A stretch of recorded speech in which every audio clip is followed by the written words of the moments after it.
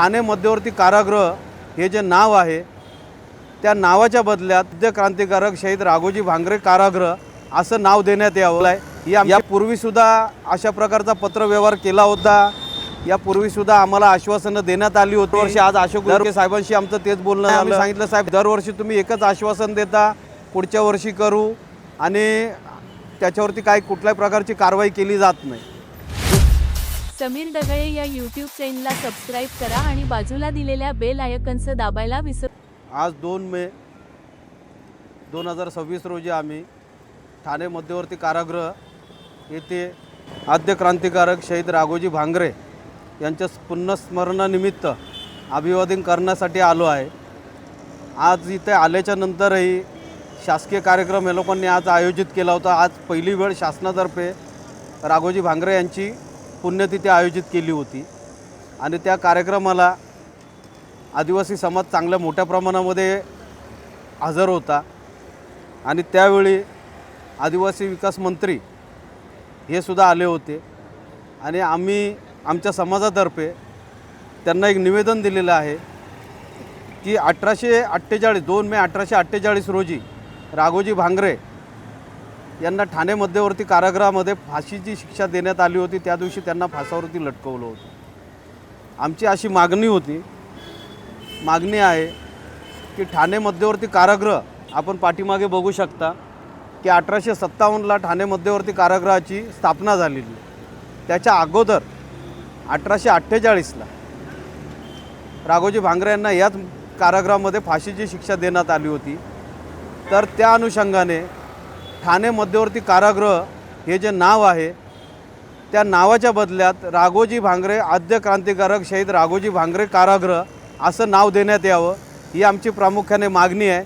तसं निवेदन आम्ही आदिवासी विकास मंत्री अशोक उईके साहेब, जिल्हाधिकारी साहेब, त्यानंतर संबंधित विभागाचे जे महासंचालक आहेत त्यांना, DIG साहेबांना, ठाणे कारागृह अधीक्षक साहेबांना यांना सगळ्यांशी आम्ही पत्रव्यवहार केला आहे। यापूर्वीसुद्धा अशा प्रकारचा पत्रव्यवहार केला होता।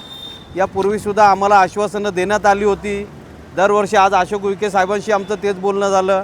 त्यांनी सांगितलं नाही गेल्या वर्षीच आम्हाला पत्र आले तर त्यांनाही आम्ही सांगितलं साहेब दरवर्षी तुम्ही एकच आश्वासन देता पुढच्या वर्षी करू आणि त्याच्यावरती काही कुठल्याही प्रकारची कारवाई केली जात नाही।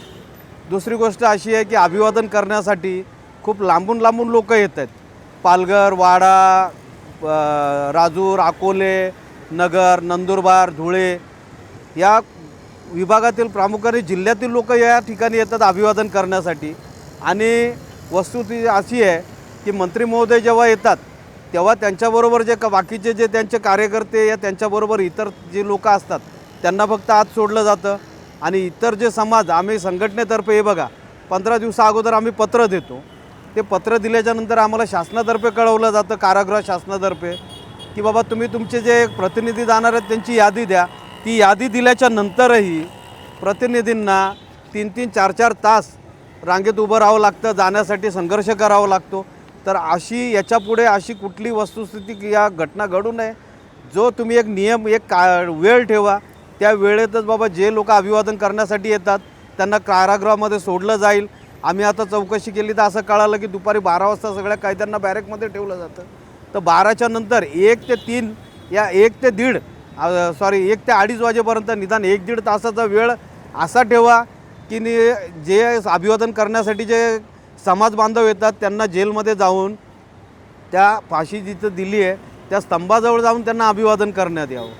त्यांना अभिवादन करण्याचा त्यांना हे भेटलं पाहिजे।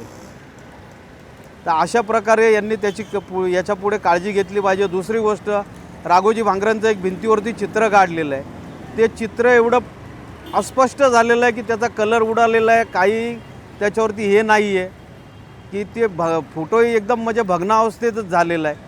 तर त्याच्याबद्दल पण त्यांनी काळजी घ्यावी की त्याची रंगरंगोटी करून व्यवस्थित ते एक शिल्प तयार करून घेण्यात यावं। आणि वधस्तंभ जो आहे तिथेसुद्धा त्यांनी मागच्या जो त्यांची भिंत आहे तिकडनं एक दरवाजा चालू करावा की जेणेकरून जेवढे काही समाज बांधव आहेत त्यांना कोणताही प्रकारचा अडथळा न येता ते जाऊन तिथं दर्शन घेऊ शकतात आणि सगळ्यांना त्याचा लाभ भेटू शकतो।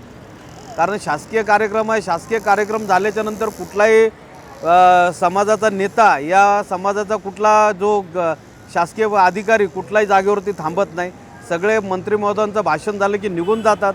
पण इतर जे कार्यकर्ते आहेत त्यांना इथं तात्काळ उभं राहावं लागतं. आता कमीत कमी नाही तर 12:30 पावणे 1 वाजलेले आहेत. आम्ही सकाळी 10 वाजल्यापासून इथं आलेलो आहे. अजूनही काही लोकांना सोडण्यात आलेलं नाही आहे. मंत्री महोदयांचं अभिवादन झाल्याच्या नंतर कार्यक्रम बोलतात आम्ही आता कोणाला सोडू शकत नाही. तर अशी घटना घडू नये. सगळ्यांना दर्शन घेण्याचा लाभ भेटावा. सगळ्यांना पुण्यस्मरण करण्यात यावं.